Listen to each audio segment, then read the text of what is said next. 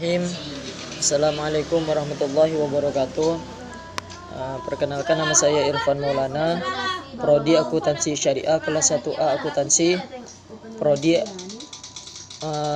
Fakultas Ekonomi dan Bisnis Islam. Baik, di sini saya akan menjelaskan secara singkat tentang pengertian Islam kontemporer. Islam kontemporer, pengertian Islam secara bahasa artinya damai, selamat, tunduk, dan bersih. Kata Islam terbentuk dari 3 huruf, yaitu sin, lam, mim, yang bermakna dasar selamat.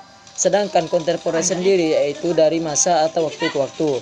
Menurut istilah, Islam kontemporer adalah gagasan untuk mengkaji Islam sebagai nilai alternatif, baik dalam perspektif interpretasi tekstual maupun kajian konseptual mengenai kemampuan Islam memberikan solusi baik kepada temuan-temuan di semua dimensi kehidupan dari masa lampau hingga sekarang. Dan hal-hal yang mempengaruhi Islam kontemporer. Pemikiran Islam kontemporer maksudnya adalah pemikiran Islam yang berkembang pada masa modern abad 19 Masehi hingga sekarang. Ciri khasnya pemikirannya adalah bersifat agresif yang berkembang dengan metode pemikiran baru dan menafsirkan Al-Quran dan peradaban Islam. Peta pemikiran Islam kontemporer di Indonesia sesungguhnya tidak terlepas dari perkembangan Islam kontemporer di dunia Islam umumnya. Hal ini disebabkan karena para intelektual Muslim Indonesia banyak belajar dari negara-negara Islam modern dan juga negara-negara Barat. Oleh karena itu, pemikiran Islam kontemporer di Indonesia dilakukan oleh kaum intelektual Muslimnya. Terjadi elaborasi pemikiran antara pemikiran Islam kontemporer yang berasal dari Jazirah Arab dan pemikiran Islam kontemporer yang dikembangkan oleh para Islam yang ada di universitas-universitas Barat. Dan Nietzsche itu ada aliran atau pemikiran Islam kontemporer. Yang pertama itu metode berpikir kaum salaf. Di dalam memahami akidah Islam, baik dengan berdialog dan berdiskusi, banyak ragam metode yang dipakai oleh semua aliran akidah di dalam Islam. Di antaranya aliran Mu'tazilah yang menempuh dengan metode falsafi yang ditiru dari logika Yunani. Dalam penggunaan metode ini menggunakan juga didampingi oleh Asy'ariyah dan Maturidiyah.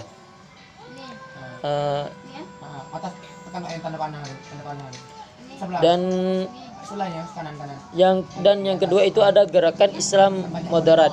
Saat ini Indonesia adalah negara dengan penduduk muslim terbesar di dunia Islam. Masuk ke wilayah Nusantara tergolong paling akhir dibandingkan dengan kawasan lainnya seperti Persia, Asia Tengah, dan Eropa. Paham keagamaan yang diajarkan dan kemudian dianut oleh mayoritas penduduk adalah Ahlus Sunnah wal Jamaah, sebuah paham moderat. Secara harfiah, Ahlus Sunnah wal Jamaah adalah penganut sunnah, tradisi atau kebiasaan yang dilakukan oleh Nabi Muhammad SAW dan kesepakatan para ulama.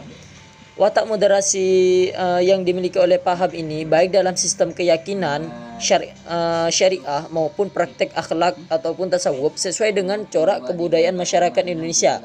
Demikian juga perkembangan Ahlus Sunnah wal Jamaah.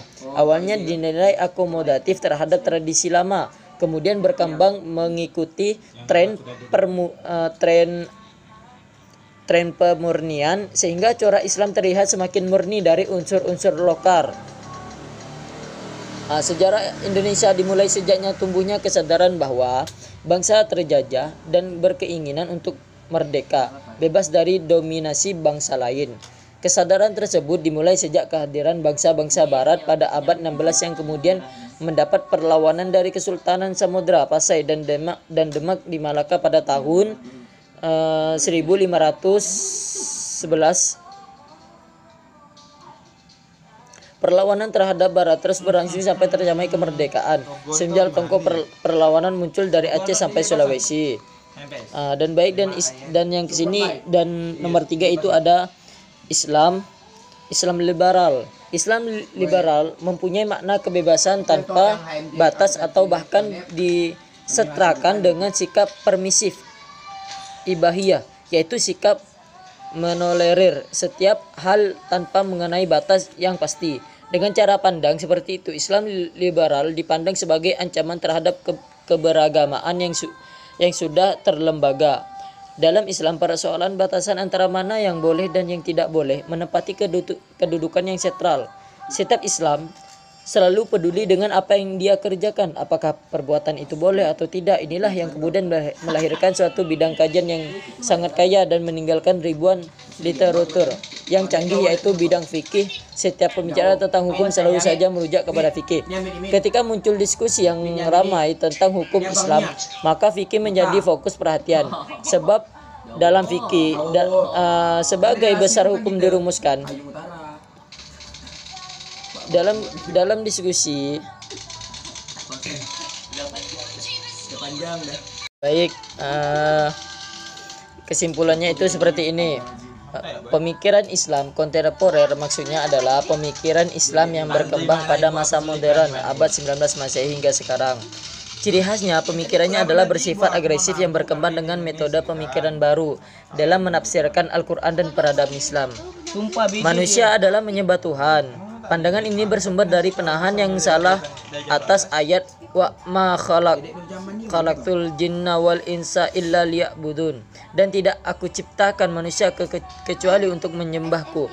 Ayat ini juga dipahami dalam kerangka populer yang cenderung anti humanistik, yang tidak lain agama itu adalah penundukan manusia-manusia seolah-olah ancaman bagi Tuhan, sehingga harus ditundukkan. Pandangan mengenai manusia sebagai Prometheus yang berseteru dengan Tuhan hanyalah ada dalam mitos Yunani kuno.